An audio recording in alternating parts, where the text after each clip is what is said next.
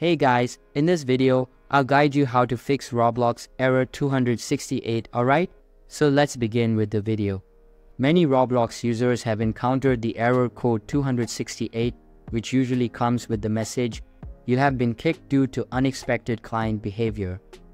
Fortunately, this issue is typically straightforward to fix. Here's a guide on the most common solutions. The first step is to clear your DNS cache, as a corrupt DNS cache can contribute to the 268 error. To do this, press the Windows key to open the Start menu, then search for Command Prompt. Click on it to open the Command Prompt window. In this window, type ipconfig flush DNS and press Enter. You should receive a success message. Next, type ipconfig release and press Enter, followed by ipconfig renew and press Enter again.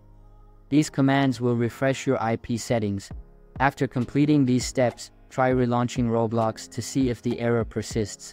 If the problem continues, perform a clean uninstall of Roblox. Open the Start menu again and search for Add or Remove Programs. Select it and use the search feature to find Roblox. Click the three dots next to Roblox and select Uninstall to remove the app completely. To reinstall Roblox, go to your web browser and visit roblox.com download. Click the Download Windows app button, and once the download finishes, run the installer to reinstall the app.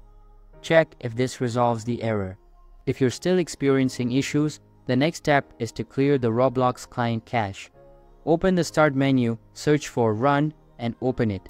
In the Run dialog box, type %local app data % and press OK. This will open a folder where you should find the Roblox directory.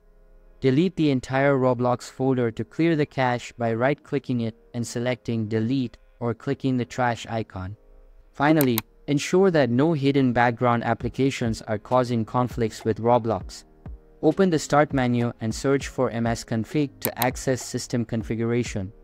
In this menu, choose Selective Startup and ensure that both Load System Services and Load Startup items are checked.